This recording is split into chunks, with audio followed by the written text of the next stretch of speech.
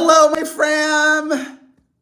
Bless you, bless me, bless us. We are here. It's a new week, new energy. I am full. I just had some eggs with kimchi. I am caffeinated, and I am so grateful that you are spending some time with me. I am Perez, the queen of all media, the original influencer, and your number one source for everything. It ends with us, saga.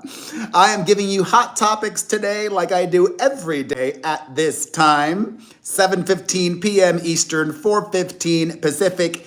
If you can, please consider becoming a member of my channel. Your support that way would mean so much. And if you can't, watching and just watching and commenting when the live stream is over, it is also greatly appreciated. However, if you can become a member, you get a little badge like, oh my God, my eyesight's so bad. And it's the shirt, like Terry. Hey, Terry. You get a little badge like D. You see the little circle? You get a little badge like Mary. It lets me know who all the members are. And if you become a member, not only do you get a badge, but you also get to chat live with me during all of my Hot Topics shows because they are member-only chats. But everybody can watch. I just switched it to member-only mode. And as soon as the Hot Topics show is over, when the premiere ends, everybody can comment afterwards, all right? So if you're tuning in for Baldoni lively coverage, I really am trying to be mindful of my audience and making sure that I give people what they want. So I don't want to necessarily not bore, because I don't think I'm boring, but if you're here for the Justin Baldoni, Blake Lively drama, I will do this towards the end of the show. Let's get everything else out of the way at the top, and then we'll get to that. So there might be some overlap, like when I talk about Taylor Swift, but for the most part, Baldoni Lively will be towards the end. But first, let us get into some newly announced news. The VMAs used to be such a cultural touchstone. No more. I don't even care about the VMAs anymore. I also think that social media has really changed, at least for me, how we consume everything. Like, there's really no need to watch any award shows anymore because we know that anything good, all the viral moments, Ryan and Anna Marie and Max, they'll all end up online later that night or the next day. But it was just announced, Don, bless you. It was just announced that Sabrina Carpenter is performing at the VMAs. Excited about that. And y'all, I'm so old, I don't even know who this next performer is. Somber? Somber? Who the hell is Somber? Sombr. Welcome, R. Rayton. I mean, I'm excited to hear some new music. Really cool look for this guy. You know, even though the VMAs are not like what they used to be, I'm surprised that they didn't pick like Addison Rae instead. This guy's had a couple songs that have gone viral on the Clock app. Back to Friends and Undressed. I don't know either of those songs. Oh well. Also performing at the VMAs are going to be J Balvin, Busta Rhymes, Alex Warren, and Ricky Martin. I'm excited about Ricky. I love Ricky. He's going to get a Latino Lifetime Award. Congrats. But other than that, where's Chapel Roan? Where's Tate McRae? Where's Morgan Wallen? Where's Taylor Swift? Are Beyonce and Taylor friends? Definitely, Mary J. Don't you remember there was that whole big, oh, I'll show up at your film premiere and you'll show up at mine, and there's a long history between Taylor and Beyonce, from that moment where Kanye interrupted Taylor Swift's speech at the VMAs to more recently. I've met Taylor a bunch of times. She is one of the nicest human beings I've ever had the fortune of encountering. Love her. Also, Swifties were so excited at the possibility that there was going to be this Taylor Swift documentary premiering at the Vancouver International Film Festival, which takes place the same weekend as her album release. But the Vancouver International Film Festival just put out a statement that there will be no Taylor Swift documentary premiering at the Vancouver International Film Festival. Sadly. I did think it was a little odd. Of all the film festivals, why that one? I mean, the timing, it would have made sense. Very naughty of them. They did a whole, like Taylor's been doing those locks. Hey, Jen, but they were just trolling. They were excited. Anyways, on to Chris Pratt and RFK Jr. Some of you might know that the Marvel actor is related by marriage to RFK Jr., who is part of the Trump administration, the politician who is part of the very famous political family, is the Health and Human Services Secretary, and Chris Pratt is married to his relative, Katherine Schwarzenegger, whose mother is Maria Shriver. God, can you imagine, y'all? Like, if you're a Kennedy, you literally have dozens of cousins. It's pretty overwhelming. When you have that many first cousins and second cousins and third cousins, and you're not going to be close to all of them, and some of them you might only see once a year, if at that. It's too much. It's too much. Anyways, in a new interview, Chris Pratt was chatting with Bill Maher on Bill Maher's podcast, and the topic of conversation of RFK Jr. came up. Chris Pratt had the following to say about the controversial Health and Human Services Secretary. Quote, "There's certain things that RFK Jr. oversees that seem to be supported in a bipartisan way, like getting terrible toxic stuff out of our kids' food. I think that's a great thing. If you just do that, that's amazing. I'd hate to be so mired in hatred for the president that any success from his administration is something I'd be having an allergic reaction to. To be like, oh, well, if they do that, I don't want it to happen. I'll put Clorox in my children's cereal myself. Be reasonable here. There's certain things that would be a good thing to have. I want them all to be successful." That makes sense. Hold on a second. My kids are being kids.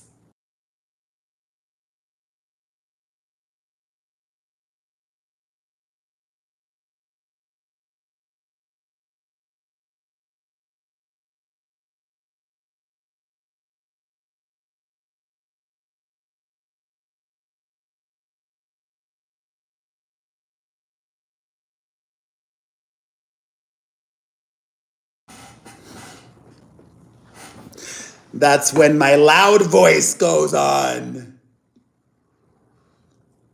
Hey, Bunny Bangs. Listen, I agree with Chris Pratt. If and when the Trump administration gets something right, I can applaud that. I can. And he had more to say. He said, politics it's a nasty business.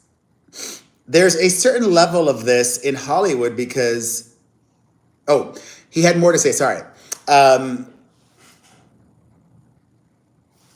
I've spent, okay, sorry. Be reasonable here. There's certain things that would be a good thing to have. I want them all to be successful. I've spent a number of occasions hanging with him, RFK Jr., in a strictly family dinner kind of vibe. I really got along with him well and think he's great. He's funny. He's wonderful. I love him. But when you jump on the bandwagon with the most divisive president ever, it makes sense that you're going to be made to look terrible.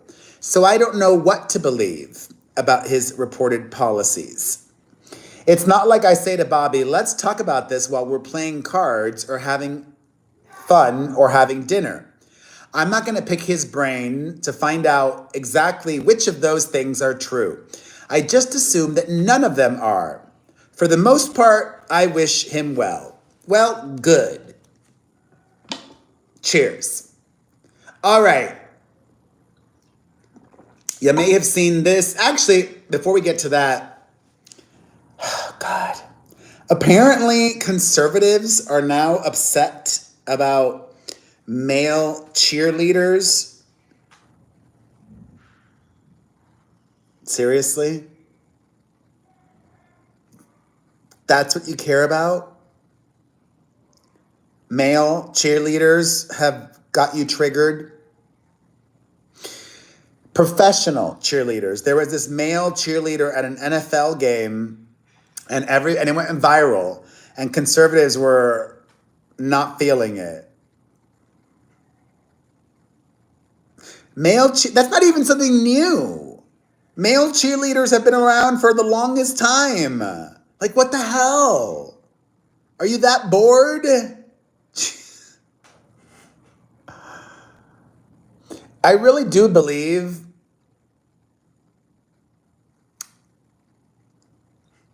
there's going to be, there already is this increased homophobia. I mean, look at the Supreme Court agreeing to hear that case about overturning same-sex marriage.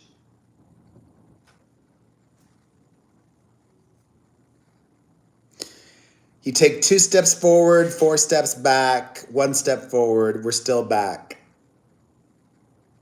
It's a pendulum, right? The older you get, the more you realize that. I did not know George W. Bush was a male cheerleader. That's interesting to know. Look at that. My members have a lot of knowledge. All right. People Magazine. You know this. I think People Magazine is very reputable. They just ran this headline that says, oh, I hate pop-ups.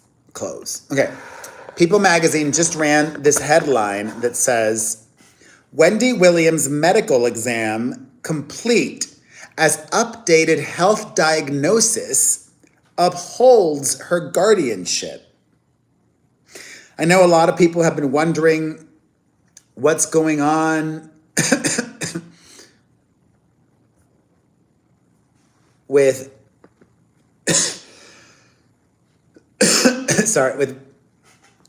with Wendy Williams, and unfortunately, it's not a positive update. Remember how, actually, this was initiated by Wendy's own guardian, that woman Sabrina, after Wendy went very public with all of her grievances. So Sabrina herself went and asked the judge to, telling the judge that Wendy would be undergoing all of these new assessments. And now, legal documents obtained by People indicate that Wendy's medical evaluation, which included a significant number of tests, both medical and neuropsychological, and scans, including brain imaging, has been completed and doctors have determined an opinion about Wendy's neurological condition and diagnosis. Here's the disgusting thing, and actually, I think that perhaps People magazine might have exposed themselves to a lawsuit. This next part is a HIPAA violation. Legally, could I be held responsible? No. If People did it, I'm just reporting what People reported. I don't think I would be held responsible. Wait, let me see here. If a news outlet breaks HIPAA laws and reports on it, Mary, and someone else reports on that reporting, is the second reporter potentially liable legally? Thank you, Mary. Oh, shoot. Oh, shoot. Potentially, yes.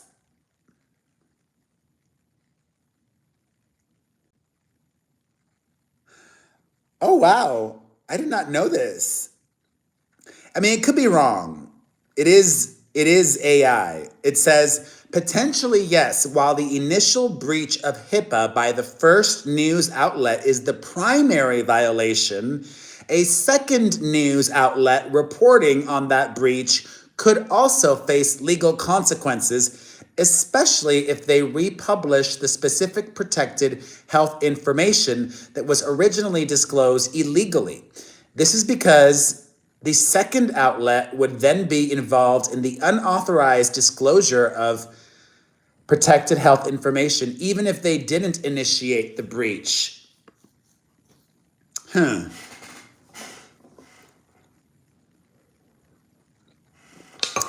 Well, I don't want to do that, but I'll say this. Here we go. Wendy herself has in the past denied reports. Thank you, Angel. Appreciate you, sweetheart. You angel.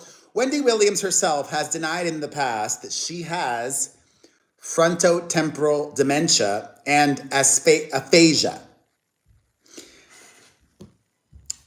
Without me going into specifics in this new article,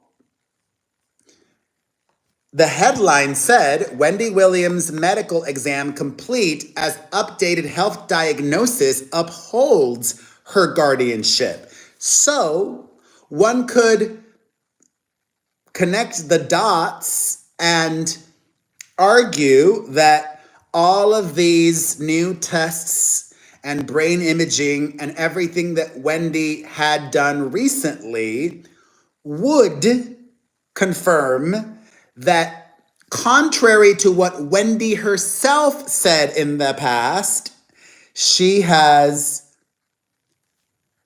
frontotemporal dementia and aphasia. And I want Wendy free-ish. I mean, I want her with her family, and I want her money protected. But I'm not one of these people blowing smoke.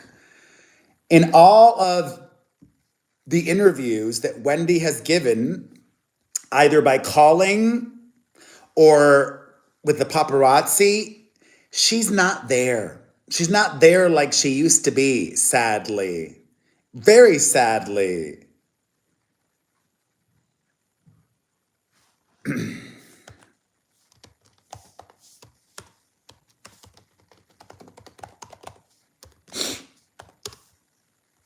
No, Mary. So I wish that Wendy was with her family. I wish her money was protected, but I don't think she's there. I don't think so. Mary. No.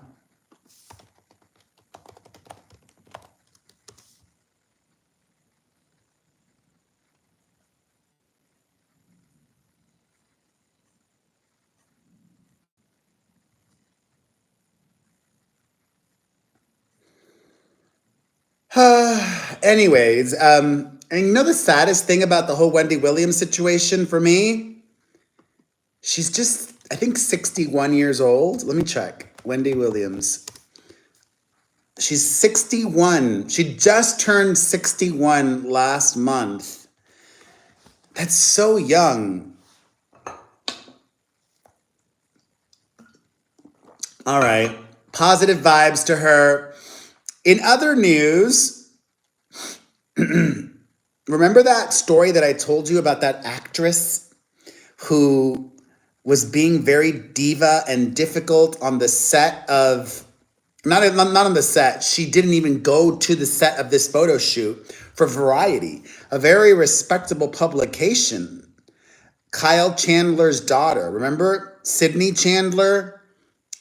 She she's starring in that new Alien TV show, and she didn't want to play a silly game with her co-star and the creator producer of the show.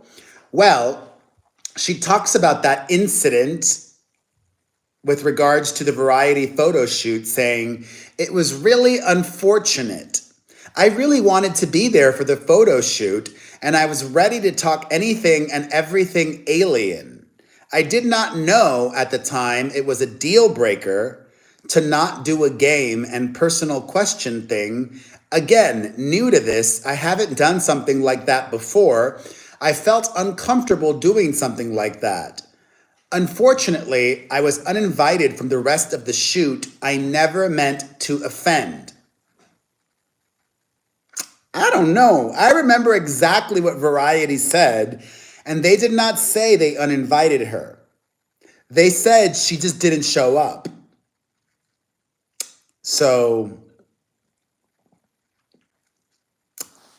we're going to get to Baldoni Lively in a little bit. Just wrapping up some other stories, y'all. All right, in other news, Brian Koberger, the convicted schmurderer who was found, who I guess was not found guilty. He admitted guilt in the offing of those innocent college students, is being taunted in prison and complaining about that. He can hear his fellow inmates in other cells taunting him. Keep up the good work, guys. More of that.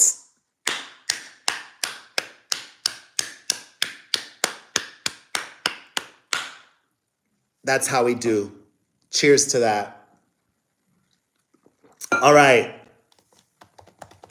Sydney Sweeney, the new MAGA darling, has a new movie that just opened, and unfortunately, it did not do very well at the box office.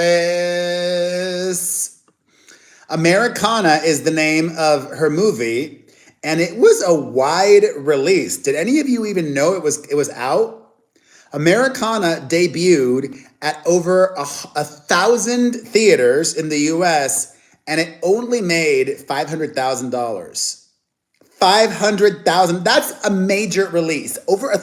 That's not some little art house debut. Okay? A little art house debut would be like major markets. Over 1,000 theaters. It's not like a superhero tentpole movie, but 1,000 plus theaters, to me, that's a major release. The movie, in its opening weekend this weekend, only made $500,000. Oopsies. You too, Palm Beach. So happy to see you. Sucks for Sydney Sweeney. Not a good look to be flopping this early in her career. Sending positive vibes, Melissa. All right. I don't know about you all, but I love real estate corn. You know what I mean? Real estate corn. Like just watching videos about fancy homes. Not like I could afford, one of these like $30 million homes or whatever, but I just love watching it. It's, I'm not a jealous person. I've always been that way. I'm never one to think like, oh, they don't deserve that. Like I believe in feast, not famine. I believe there's room enough at the table for everybody. I believe the table is ginormous. I am happy when other people do well, even if they are nepo babies. Ba-dum-bum. I saw my namesake Paris Hilton this weekend sharing some glimpses of her new home, Slivington Manor. I think that her old home was also called that, but this one I think is bigger. And she was showing off the pool this weekend. It looked like an old-fashioned Hollywood pool, like the Playboy Mansion inspired. Like it had like a grotto type vibe to it. It had a water slide, and I don't know. I'm very happy. I'm very blessed. I don't need all that. I just need to keep doing what I'm doing. And I mean, it would be nice in the future to just have like all good. It would be nice in the future to just be set up in such a way that I had like enough I don't have passive income. I have very active income. Like I have to bust my butt to make a living. But hopefully, if I'm able to it sucks to think like this, but I think I still have like another 10 years or hopefully less of like real grind left. And if I'm able to save enough, my goal is to, buy income generating properties, hopefully one or two, at least, just one, at least, or one, so that I could just not have the pressure of having to produce so much every day. Thank you, R. Thank you, Melissa. I love making these. All right. In other news, I do not mean to offend if you are a Jonas Brothers fan. I love me the Joe Bros, but I have to keep it real like I always do. I do not love this. I only saw it because they shared the news themselves on their IG story. The Jonas Brothers just kicked off their tour, which, oh, dang it, it's gone. But you know what? I took a picture. Let me get the photo. It's a good thing I took a picture of it. Let me get the picture. Hold on. Here we go. All right. The Jonas Brothers just recently, a week and a half ago, kicked off their new stadium arena tour. And this really caught my eye. The set times. Did anybody else notice this? Doors open at 6 p.m. Then there is Jonas Con until 7:15. I don't quite know what that is. I'm guessing it's like a pop-up experience. Maybe they do some VIP meet and greets. Then at 7:15, their little brother Frankie or Franklin Jonas goes on.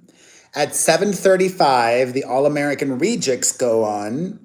At 8:30 p.m., the Jonas Brothers go on. And then here's the crazy part. In the middle of the Jonas Brothers set, they go on at 8:30. At 9:30 p.m., Marshmello, the DJ, goes on. And the Jonas Brothers take a break and come back close to 10 at 9:55. So they take a 25-minute break in the middle of their show for this DJ. And I like Marshmello. He would be a good opening act, but not in the middle of the Jonas Brothers set. Like, first of all, the Jonas Brothers fans, almost all of them are in their 30s. Most Jonas Brothers fans are in their 30s. Some maybe even older, in their early 40s. Is Marshmallow an act that appeals to them? I don't think so. As an opening act, okay, but not during their frickin' set. And this also means that the Jonas Brothers are gonna end their show even later. Their fans have young kids. They have to pay the babysitters more. They have to get home later and tired and all of that stuff. And kind of like what Gen Q said, I'd be embarrassed. Like,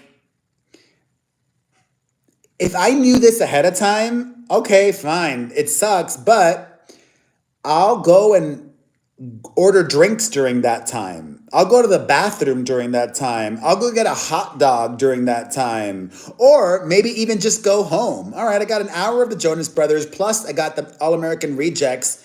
I'm good. I don't know if I want to stay even later. What a dumb, that's the word I was going to use. Sorry, not sorry. What a dumb move, in my opinion. Curious to see what you all think in the comment section. All right.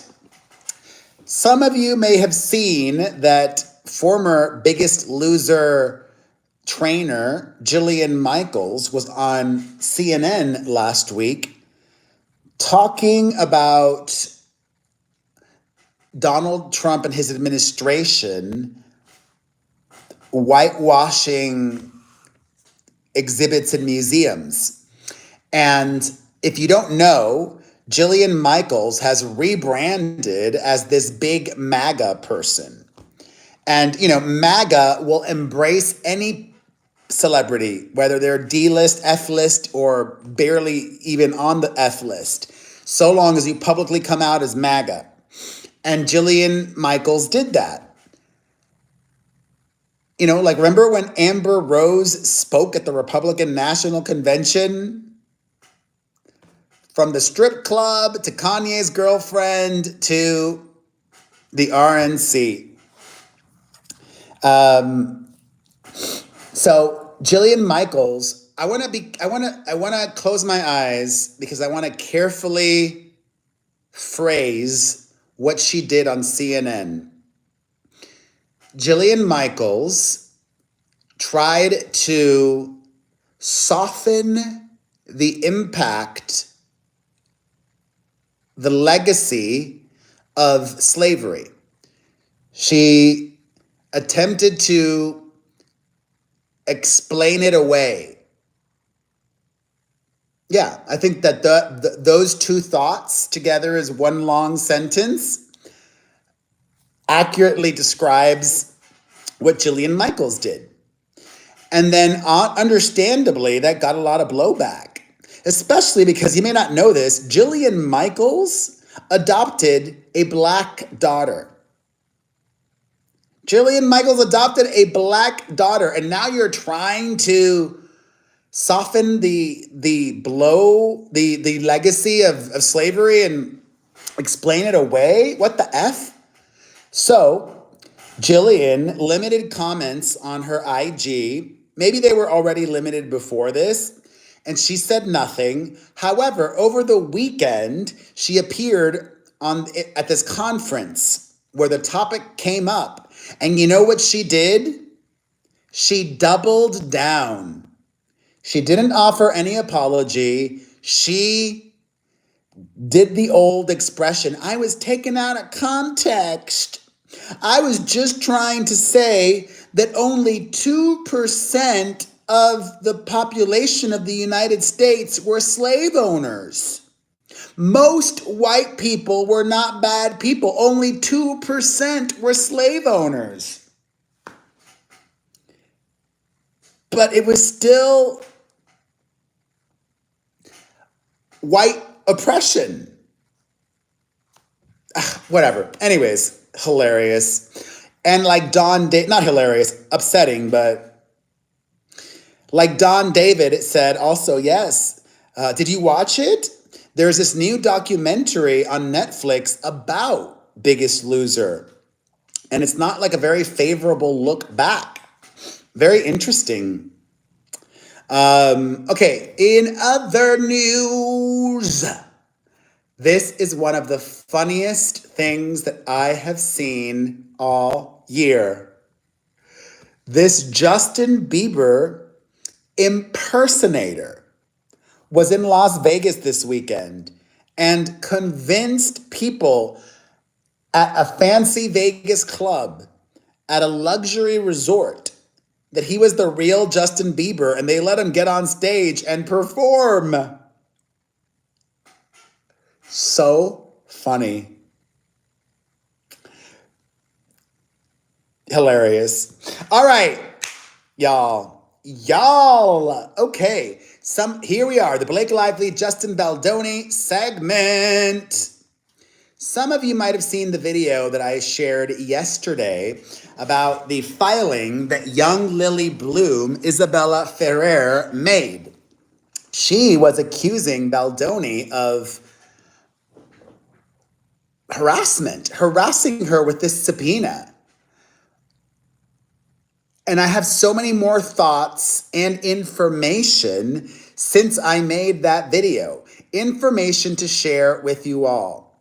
First, I'm not a conspiracy theorist, but something has kept nagging at me since yesterday, and that is, if you really go back and read this filing from Isabella Ferrer's lawyer, they're not just objecting to this request for alternative service, they're also just objecting to the subpoena itself and not wanting to respond to the subpoena. Well, first of all, that's not how it works. And also, I've had this nagging thought since making that video yesterday, which is, what are you trying to hide? What are you trying to hide? Something is rotten in the state of Denmark. Seems real fishy to me. Like, you know, I've learned so much since that video yesterday. First of all, I've learned that it is not out of the ordinary to request documents that have already been requested in a related subpoena. In fact, Blake Lively has done that herself. I can't wait to see how the judge responds, but I don't have faith in him. Snively, lying Lyman, her lapdog. For example, Blake Lively already had a lot of relevant, pertinent and important are similar. Blake Lively already had a lot of important information when she filed that sham Van Zandt lawsuit and got information that way. But in her subpoena requests, she asked of a lot of the same people for the same information. You did not see the Baldoni Wayfarer parties complaining to the judge, oh, she's asking for information that she already got through the Van Zandt subpoena.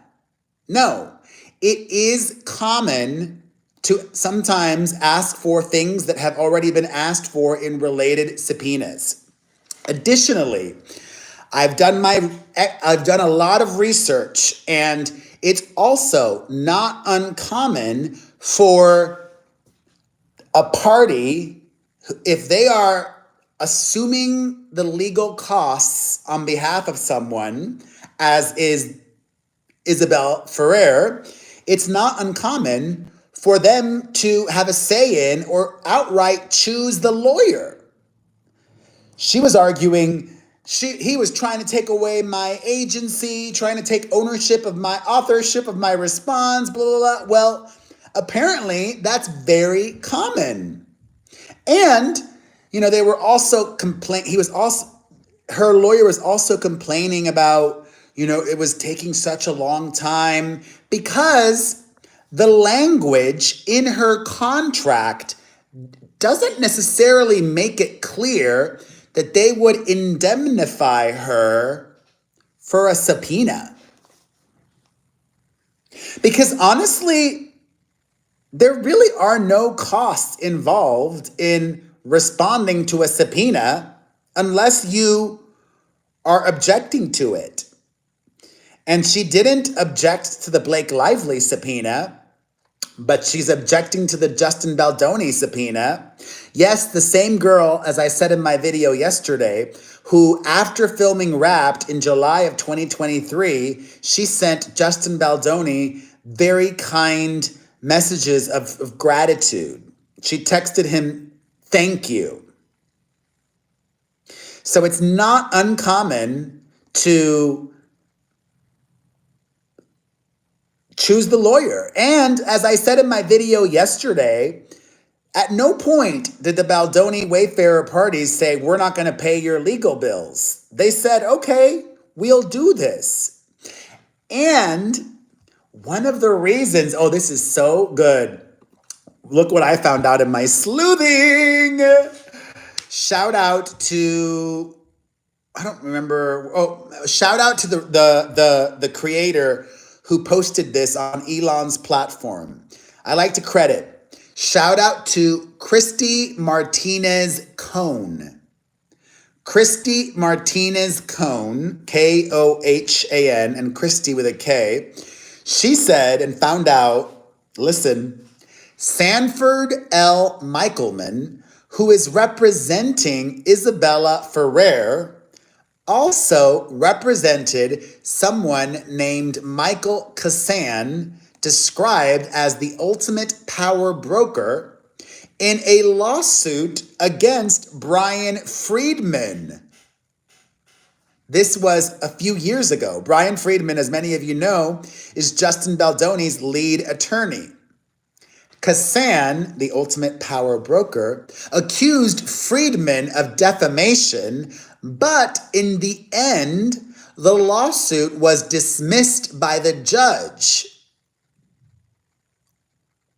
Coincidentally, that guy, Michael Kassan, has ties to Ryan Reynolds. In fact, Ryan Reynolds was a guest on Kassan's podcast in 2021. Additionally, I have all the tea for you all today. Shout out to It Ends With Us lawsuits on Reddit. I'm active on that community. Oh, shoot. I shouldn't have said the R word. Fudge. Oh, whatever. Whenever I mention another platform, I try to speak in code because all the platforms censor content. Nobody likes it when you mention the competition. Anyways, on It Ends With Us lawsuits, I saw that somebody mentioned that Isabella Ferrer's aunt is a lawyer who used to work at the same law firm as ethically challenged Ezra Hudson. 6 degrees of separation. It all just ties back to Blake and Ryan. And as I said in my video last night, in my opinion, they have their fingerprints all over that Isabella Ferrer filing. And I've seen a bunch of creators today share what I flagged yesterday evening. I caught it right away. I told you all, it's so odd. Hey, Lar Trainer, it's so odd that they're saying, oh, Baldoni, Baldoni, Baldoni, instead of saying Wayfarer or the Wayfarer defendants. That was a choice to make Justin look bad. And a choice to intimidate and threaten and harass. And, oh my God, what an update. So many updates today. I got into her filing yesterday, but I didn't really get into all of the exhibits that were included. But you know what? I'm so freaking good. I caught it right away. Y'all, I literally have been getting my first year law degree covering this case. Even though I didn't really, I was trying to get it out as quickly as possible, and I covered the filing. Afterward, this is my follow-up video. Afterwards, I saw in an email exchange between counsel for Isabella Ferrer and counsel for Justin Baldoni that Isabella's lawyer was threatening the Wayfarer counsel, saying, if you don't respond by Monday, we're going to file the lawsuit that's already been drafted. Bring it, mofo. I would love to see what grounds Isabella Ferrer would potentially sue Justin Baldoni for. Can anybody think of any? Like, I cannot think of one. But remember what I said in my video last night? I flagged it. There was a one little paragraph in her filing to quash the request for alternative service and telling the judge we don't want to answer the subpoena. There was something about like the wording was like pending litigation or upcoming litigation or something like that. I'm like, wait a minute. Is she threatening to sue him? Yup, she is. And her lawyer put it in writing in an email. They've got it already drafted up. Why did her lawyer think it would be a good idea to include that as one of their own exhibits? That does not make him or her look good. It makes both of them look really bad, I think. Bloop. Craziness. I would make an amazing lawyer, Mary, but I just want to be a travel content creator when I'm older. I want to travel the world, share beautiful places to visit, have like connections with people, like go to random bars and just talk with people in different cities and share about the beautiful places and the yummy food and all of that. Thank you, Me Too. Wait a minute, Me Too? I haven't seen you in a hot second. Yes, Jen. Ryan has it drafted for sure. Also, I'm glad that I saved my Lively Baldoni update for this part of the show because there was a lot to get to. Remember how on Friday I told you all that I broke down and started crying when I called the clerk's office here in Las Vegas? Thank God. I kept trying to send them all the filings for my response to the judge with his order last week, and it was not going through. And they were telling me, you got to send them as a PDF. I'm like, I did send these as a PDF. What are you talking about? I sent these as a PDF. Anyways, my sister, who is very tech savvy, and I am not, helped me troubleshoot it. I resent it all again Friday, and it finally hit the docket. So I met the judge's deadline, which he gave me until tomorrow, but it's already docketed in my motion to quash related subpoena here. Let me show you that in case anybody wants to read all of my filings and they want to follow my docket here. This is the case number. You can pause it. In re Mario Lavandeira Jr.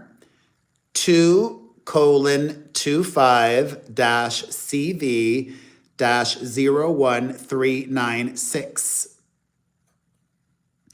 And look, even though I sent this days ago, it just, oh, wait a minute. It just went up today.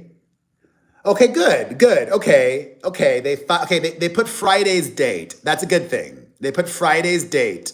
And yes, look, they put Friday's date, but entered today. So my certificate of service as required by the judge, and then I included a receipt. I included some emails from Ezra, and I included some other stuff there. So if you want to go look at it. All right. So, wait, is not a colon? Is that not a colon?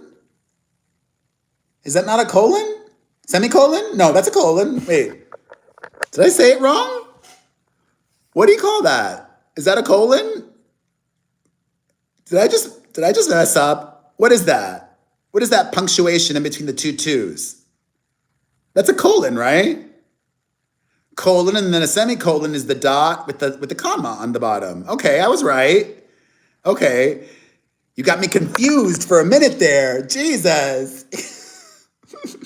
I said colon, not semicolon. Anyways, so to wrap, actually, let me save my wrap up thought because I have a wrap up thought. But before I do my wrap up thought, questions, my members, thank you all in the chat for becoming members. Your support means so much. Do you have any questions? Anything you want me to answer? Any comments? Any observations? Any advice that you need? Anything you want me to talk about? Any topic suggestions? Anything?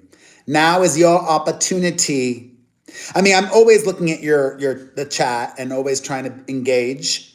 But if you have anything on top of what I've covered already, let me have it. If not, I'll just share my wrap-up thought. How am I feeling these days? Oh, me. Honestly, I was really bad last week. I was really, really bad last week. But I'm feeling better today.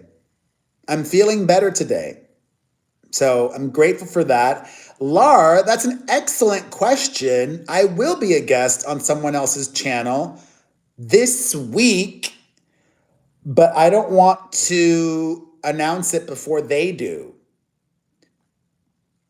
I feel like, that would be bad guest manners, right? So as soon as this other YouTuber announces that I'm going to be on their live show later this week, I'll then let you all know who it is and at what time so you can watch. But that's a great question. Thank you, Laura. Oh, God. Jen, I moved from Miami when I was 18, long time ago. Me too, Don. I'm sure there is a way, Cassandra, for Isabella Ferrer to get her way because Judge Lyman is ruling. And I think he's biased, crooked, corrupt, bought, and paid for in Blake Lively's pocket. It is going to be a much better week, Jen, I believe. It is okay not to be okay, Mary. It's okay not to be okay. Wait a minute, who sang that song? It's okay not to be okay. Fudge, who sang that song? I don't know. Any advice on where my hubby and I should stay when we come to Vegas next month? He has never been before. Great question, Almi Trends. I would say stay at the Venetian. It's cheaper than the Wynn, and you can walk from the Venetian to the Sphere. Going to see a show at the Sphere is a must. Whatever show they have, they're going to have The Wizard of Oz, which opens later this month. They have Postcards from Earth. They have the U2 concert film. So they have really good restaurants at the Venetian as well. But my two personal favorites, if they're like, I would prefer to stay at the Fontainebleau. The Fontainebleau is my favorite hotel in Vegas. Or, Tide. The Fontainebleau and the Cosmopolitan. I love those two. The Fontainebleau and the Cosmo. When will Blake have to respond to my motion to quash? Is it the 29th? Let me look. I believe she has to respond by the 29th, correct? Because I mailed the documents to her lawyer on the 13th. which was last Wednesday. And I sent it 2-day FedEx. So I sent it Wednesday the 13th. It got to them Friday the 15th. It's my understanding that they have 2 weeks to respond. Oh my God, Cassandra Cavalier, thank you. Thank you. So yes, but it is possible that Blakey will respond before the 29th. Oh, it sucks. That's a holiday weekend. Oh God. Oh, thank you, Yoli. Have I watched Not Leaving Las Vegas? YouTube? I've never heard of them. They must only be making content on YouTube. Let me see if they're on IG. Not Leaving Las Vegas Insta. Okay. I've never heard of him before.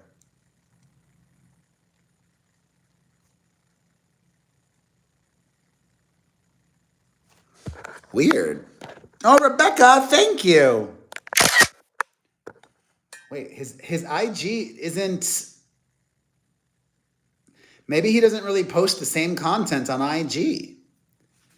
What does he post on YouTube?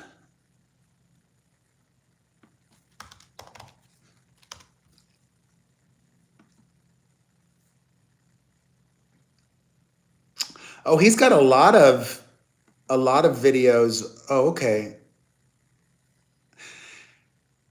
Yeah, I've never watched him before.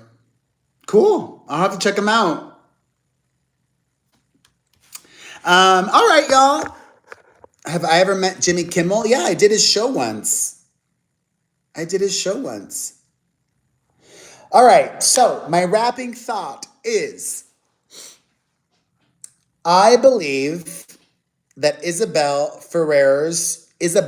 God, my video yesterday, I messed up her name so many times. Not intentionally. Isabel, whatever. I have not met Trevor Noah. My final thought is,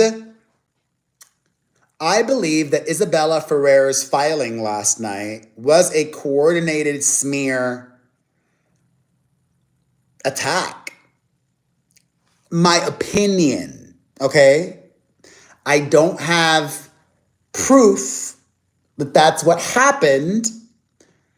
I don't know for sure if she was coordinating with Blake and Ryan, but even if she wasn't, even if she somehow acted independently, I think it smeared Baldoni by really misrepresenting what happened and painting this very bold picture of impropriety. He's harassing me, using a lot of the same language that Blake Lively used and has been using for many months now. So that's what I think. My final thought is, what do you think? Let me know in the comments section. As soon as I turn the live stream off, everybody can comment. I want to hear from you. Thank you for watching. I will be back tomorrow at the same time. It's 7:15 p.m. Eastern, 4:15 Pacific. If you can, please become a member. But if not, I appreciate everybody who watches. See you tomorrow. Have a wonderful evening, everybody. Bye.